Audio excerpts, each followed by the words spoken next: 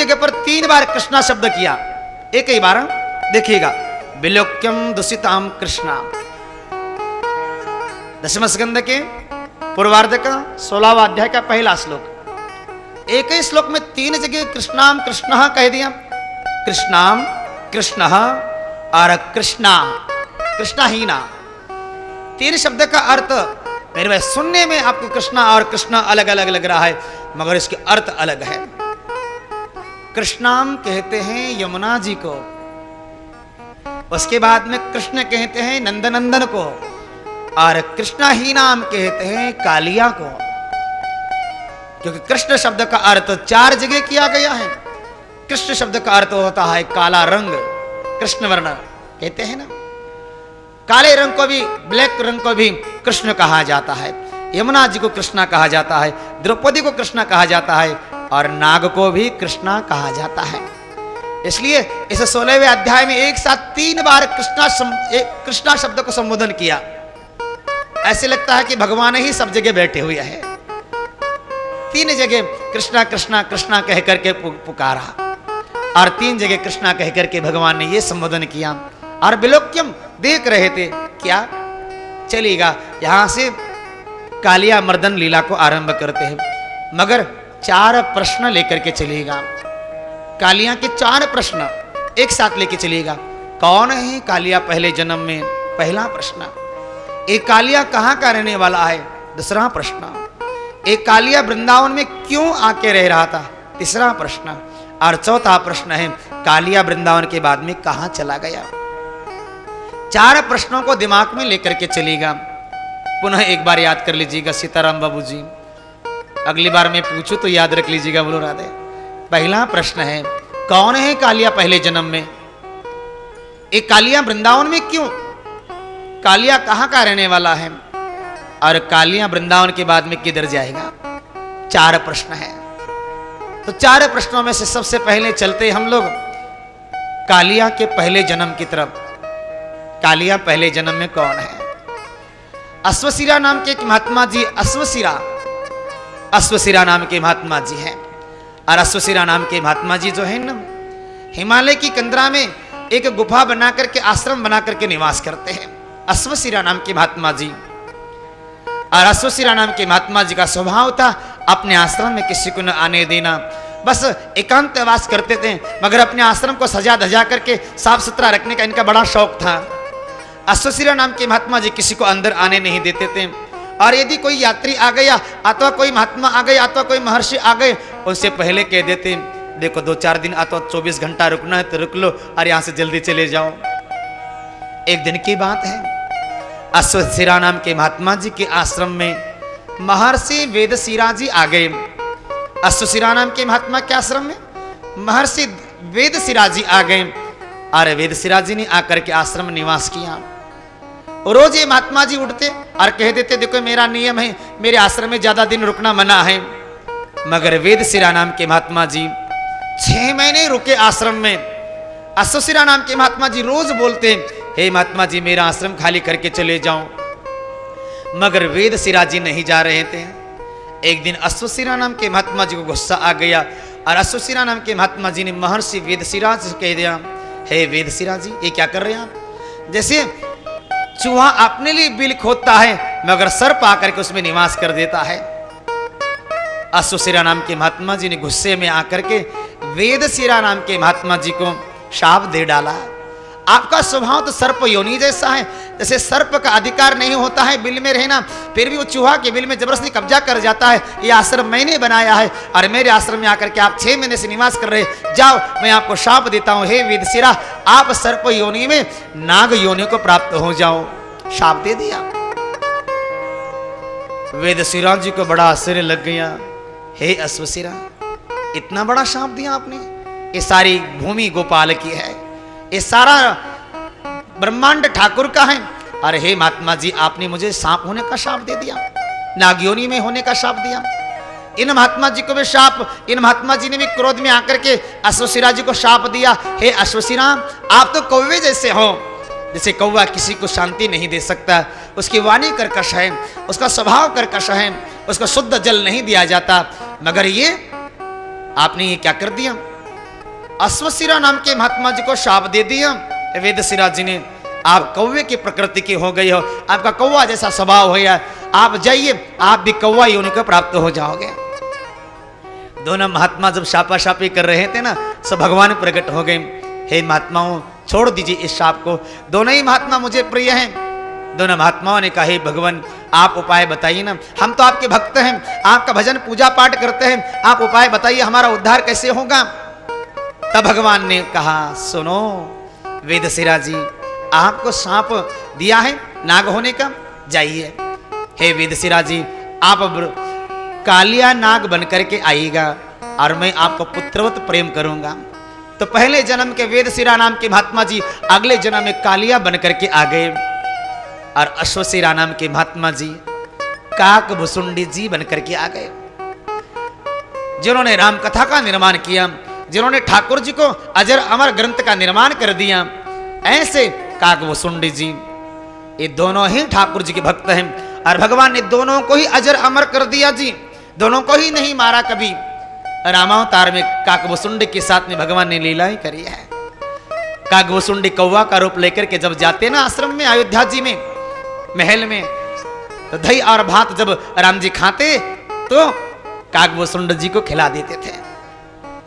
कृष्णावतार में भी ये महात्मा जी श्री राधे, इसलिए ठाकुर जी ने कालिया को नहीं मारा, ये कारण है जी। तो चलिएगा दूसरा प्रश्न, एक कालिया कहाँ का रहने वाला है, चलिए उस प्रश्न का उत्तर लेते हैं। एक बार की बात है, एक कालिया जो है ये नागलोक का रहने वाला है। कालिया नागलोक का रहने वाला नागराज है, ये उत्तम कोटि का।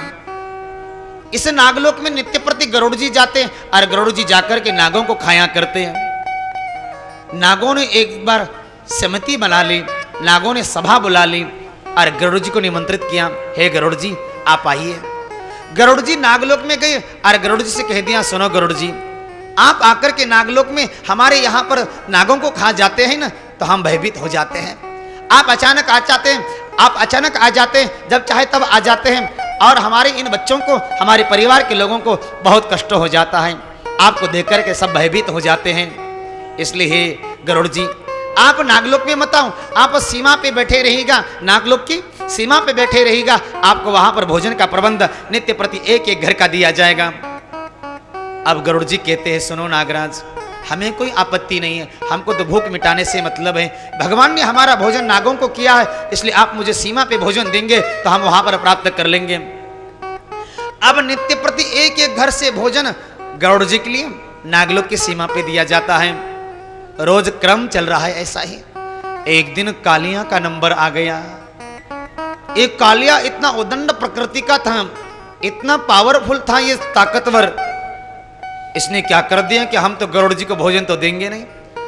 नाग लोगों ने डर के मारे दूसरे लोगों ने गरुड़ जी के लिए भोजन का प्रबंध कर दिया, मगर कालिया इतना उदंड, स्वयं ने तो भोजन दिया नहीं, मगर जो गरुड़ जी के लिए भोजन रखा गया था ना, उसी भोजन को जाकर के खा रहा था। गरुड़ जी ने आकर के देखा कि मेरे हिस्से का भोजन कौन खा रहा है। गरुड़ जी और कालिया का युद्ध छिड़ गया, घमासान युद्ध होने लग गया। कालिया ने पूर्ण रूप से टक्कर दे दी गरुड़ जी को और गरुड़ जी को घायल करना शुरू कर दिया। अब गरुड़ जी को लगा कि ये कालिया मुझे परास्त कर दे, इसलिए गरुड़ जी ने ऐसा जोर से प्रहार कर दिया, कालिया भयभीत हो गया।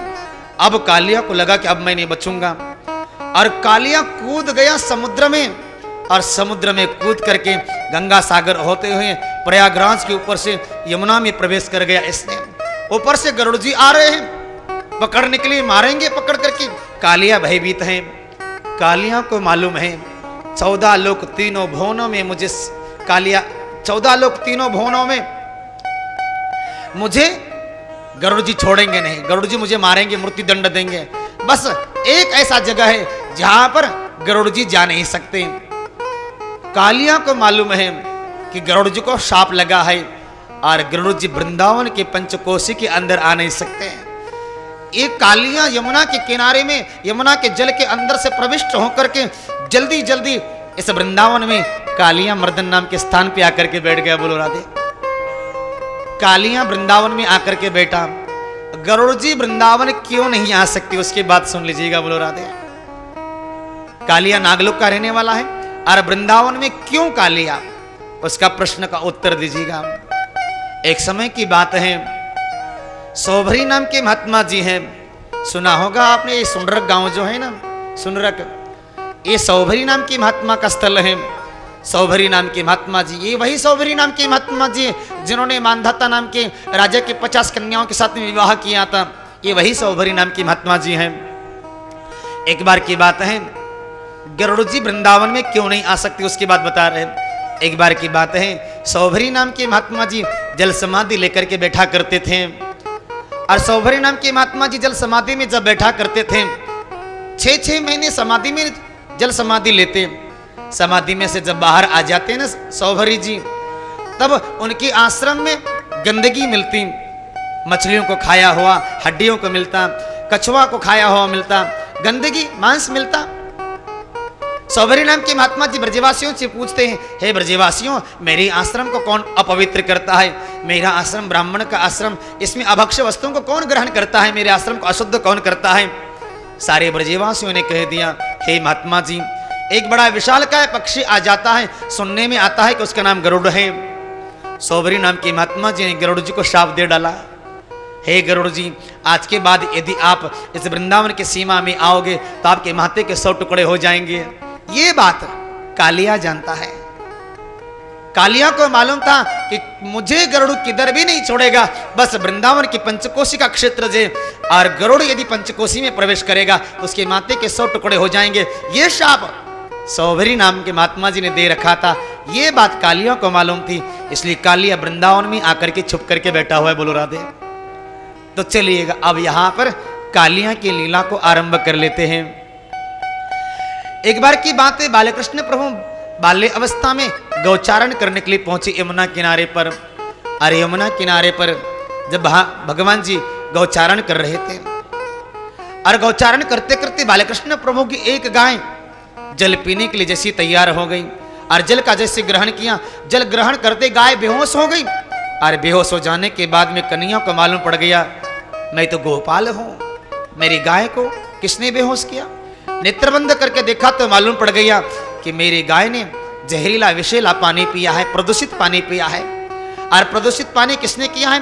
बोले इसके अंदर कालिया नाम का जहरीला नाग रहता है, उस कालिया की वजह से पानी दूषित हो गया है। भगवान को आवेश आ गया, जिसने मेरे गाय को बेहोश कर दिया है, उस गाय को मारने वाले को, जिसने गाय को बेहोश किया है, उसे छोड़ूंगा नहीं। भगवान तुरंत कालिया को मारने के लिए तैयार हो गए। थोड़ा ही चले थे भगवान, सोई रुक गए। बोलो राधे। क्यों रुक गए हैं भगवान? इसलिए रुक गए, यदि मैं कालिया को मारने के लिए अभी जाऊंगा, और कालिया को यदि मैंने मारना शुरू कर दिया, जात जात में मर जाती है। बोलो राधे राधे। जाति जाति भी मर जाती है। भगवान को लगा मैं कालिया को यदि मार दूंगा इस समय, और बलराम जी कहीं पार्टीशन करके बैठ गए, क्योंकि बलराम जी भी नाग के अवतार हैं, शेषनाग के अवतार हैं। मैं कालिया को मारने लग जाऊं और कहीं जाति जाति पे झगड़ा हो गया, तो ये नागराज और ये कालिया दोनों एक साथ हो गए तो भगवान ने विचार किया किसी प्रकार से बलराम को अलग कर देना चाहिए, कालिया का उद्धार आज ही करना था। मगर भगवान ने विचार किया अब हम कालिया का उद्धार आज नहीं करेंगे, कल करेंगे। भगवान कालिया को उद्धार को लीला छोड़ करके कदम्ब के वृक्ष के नीचे आकर के शयन कर रहे थे। भगवान ने कहा सुनो ब्रजवासी बालकों, अब हम थक गए हैं, हम विश्राम करेंगे। भगवान कैसे विश्राम कर रहे देखिएगा। एक ब्रजवासी बालक ने भगवान का मस्तक गोद में ले रखा है, दूसरे ने दूसरा हाथ ले रखा है, किसी ने पैर हाथ में ले रखे, पैर गोद में ले रखे हैं, कोई हवा कर रहा है। किस भगवान को ब्रजवासियों ने गोद में लेकर लिटा के रखा है? जो शेषनाग के ऊपर शयन करता है, जिसको वेद स्तुति करते हैं, शास्त्र गुणानुवाद करते हैं, सब जय जयकार करते हैं, वो परमात्मा जिसको लोग निराकार कहते हैं, निर्विकार कहते हैं, वो परमात्मा ब्रजवासियों के गोद में आज विश्राम कर रहा है। बाल सखाओं ने कह दिया कन्हैया हमको तो भूख लग गई है, कुछ खाने का प्रबंध कर दो। भगवान ने कह दिया देखो हम तो थक गए, अब तो हम आराम करेंगे। सारे सखाओं ने कह दिया कन्हैया भूख तो बहुत लग गई है, कुछ ना कुछ प्रबंध कर दो ना। बलराम जी से कह दिया बलराम जी आप ही तो कुछ भोजन का प्रबंध कर दो। बलराम जी ने कहा कन्हैया बताओ क्या लेके आऊं? तो सखाओं ने कह दिया पास में ही तालवन है, तालवन के जाकर के ताल के वृक्ष के फल लेकर के आ जाओ। बलराम जी ने कहा, हे ब्रजवासी बालकों, हे सखाओं, आप कदम्ब वृक्ष के नीचे बालकृष्ण प्रभु के साथ बैठिए, अभी मैं ताल के वृक्ष के फल लेकर के आ जाता हूं। बलराम जी पहुंच गए तालवन में, और तालवन में धेनुकासुर नाम का एक दैत्य रहता है। तालवन में जैसे ही बलराम जी ने प्रवेश कर दिया, इस धेनुकासुर ने क्या कर दिया, बलराम जी के ऊपर दुलत्ती चला दीजिए। गधे के रूप में रहता था ये धेनुकासुर। धेनुकासुर ने जैसी बलराम जी को दुलत्ती लगा दी ना, वैसे बलराम जी को आवेश आ गया। बलराम जी विचार करते, सारी दुनिया हमारे चरण पकड़ती है, सारी दुनिया हमको चरणों में प्रणाम करती है, सारी दुनिया हमारे चरण पकड़ती है, मगर हम कोई चरण मारने वाला ये कौन है। बलराम जी ने इस धेनुकासुर के दोनों पैर पकड़ लिए, और दो पैर पकड़ करके दे मारा ताल के वृक्ष पे, धड़ाम से वृक्ष धराशायी हो गए, और धेनुकासुर का उद्धार हो गया। और धेनुकासुर का उद्धार हो जाने के बाद में बलराम जी ताल के फलों को लेकर के आ रहे हैं। भगवान ने अपने सखाओं से कह दिया, हे सखाओं, बलराम जी की थोड़ी हंसी मजाक कर दो। बलराम जी जैसे आ रहे थे ना फल लेकर के, सारे सखा जोर से हंसने लग गए। बलदाऊ भैया इतनी देर क्यों लगाई आपने आने में। बलदाऊ ने कहा कि तालवन में बहुत बड़ा दैत्य रहता था, राक्षस रहता था। सारे ब्रजवासी बोले, अच्छा अच्छा, वो जो गधे के रूप में रहता था, आपने गधे को मार दिया है। बलराम जी बोले, वो गधा नहीं था, बहुत बड़ा दैत्य था, राक्षस था, कंस का सेवक था वो। अच्छा, बोले हमारे कन्हैया ने तो बड़ी बड़ी पूतना को मारा, बड़े गोवर्धन को उठाया, बड़ी लीलाएं करी, मगर आपने क्या कर दिया, जिंदगी में पहली बार किसी को मारा तो एक गधे को मारा। बलराम जी ने कहा, कन्हैया अपने सखाओं को समझा ले, जानबूझ कर मेरा हंसी मजाक उड़ा रहे हैं। भगवान बिल्कुल चुपचाप है। भगवान चुपचाप क्यों है मालूम है ना, बलराम जी को अलग करना है, कालिया की लीला करनी। बोलो राधे। एक कथा ऐसे नहीं बनी, भागवत में जानबूझ के एक कथा बीच में लिखी गई है। कालिया के लीला के लिए धेनुकासुर की लीला है बीच में, और धेनुकासुर को जब मारने के बाद जानबूझ के बलराम जी का हंसी मजाक उड़ा रहे हैं ब्रजवासी बालक। बलराम जी ने कहा, कन्हैया समझा दे अपने बालकन को, अपने सखाओं को, ये जानबूझ करके हंसी मजाक उड़ा रहे हैं। देख, मैं तेरे बड़ो भैया हूं, अरे बड़ो भैया की हंसी मजाक है रे, और तू देख रहा है। भगवान बिल्कुल चुपचाप है। सुबह से लेकर सायंकाल की बेला तक हंसी मजाक होती रही। सायंकाल की बेला में बलराम जी क्रोध में आ गए, और सायंकाल की बेला में गौओं को लेकर के जब कृष्ण और बलराम आए ना, आज भगवान कृष्ण दौड़ करके मैया यशोदा की गोद में जाकर के बैठ गए। मैया, आज तो मैं थक गया हूं, आज मुझे बहुत भूख लग गई है, मैया आज मैं बिल्कुल विश्राम करना चाहता हूं। बलराम जी गौशाला में गए, और गौशाला में गायों को बांधने के बाद, उनकी सेवा करने के बाद में मैया के पास में आ गए। भगवान शिकायत कर रहे थे मैया से, देख मैया, मैं सारा दिन गायों के पीछे घूमता फिरता रहता हूँ, सारा दिन मुझे बहुत काम करना पड़ता है, सारा दिन मुझे बहुत मेहनत करनी पड़ती है। मैया यशोदा ने कहा, लाला रे, तो सारा दिन मेहनत करता तो बलराम क्या करता है। अरे मैया, मैं क्या बताऊं, ये बलराम जो है ना बिल्कुल आराम फरमाता रहता है, मुझे बिल्कुल ऑर्डर छाटता रहता है, बड़ा हूँ बोलता रहता है, बड़ा भाई हूँ ऐसा कहता रहता है। मैया, सारा दिन मुझे गायों के पीछे यमुना किनारे भटकना पड़ता है, मैं बहुत थक गया हूँ। बलराम जी की शिकायत जब की मैया से, तो मैया ने कहा, क्यों रे बलदाऊ, ने एक छोटो भैया या को ध्यान रखो कर, सारा दिन गैया के पीछे लाला को लगा करके रख लेता है। बलदाऊ, नेक तू बड़ो है, और बड़े होने के कारण तू ज्यादा गायों के पीछे रहा कर। अरे मैया, तुझे नहीं पता, आज दिन भर इसने मुझे बहुत परेशान कर दिया है, आज मैंने बहुत बड़े दैत्य को मार दिया, मगर इसने सारे सखाओं के साथ में मेरे हंसी मजाक बना दिया। बलराम जी जब बोल रहे थे,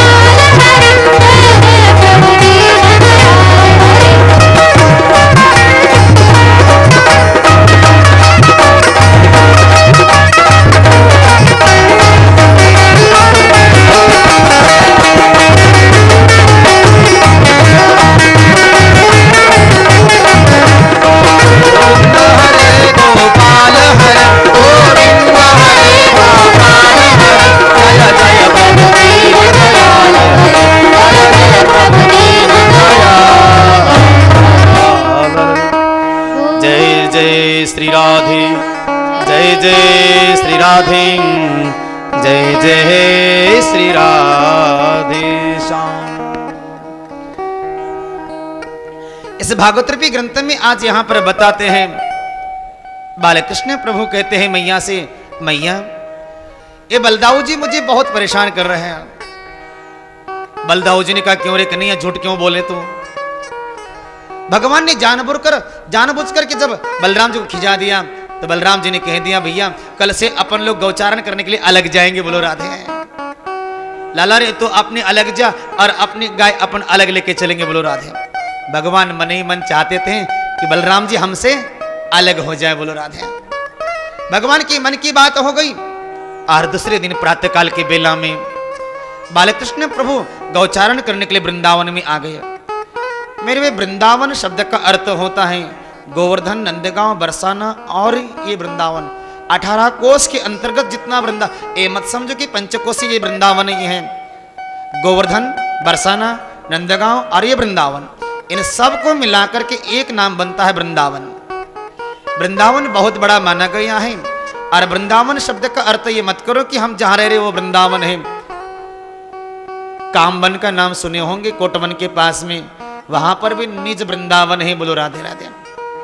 वास्तव में कि देखा जाए ना रासलीला का रास क्रीड़ा स्थल का स्थान तो कामवन से आरंभ हो जाता है। आगे आएगी कथा, रास क्रीड़ा में भरतपुर डिस्ट्रिक्ट में आ जाता है कामवन, सुंदर वन माना जाता है। इसलिए निज वृंदावन आज भी आप 84 कोस में जाओगे ना तो निज वृंदावन की स्थापना वहां पर की गई हुई है। अस्तु तो इस वृंदावन की कालिया मर्दन की लीला का आरंभ करते हैं। आज प्रातःकाल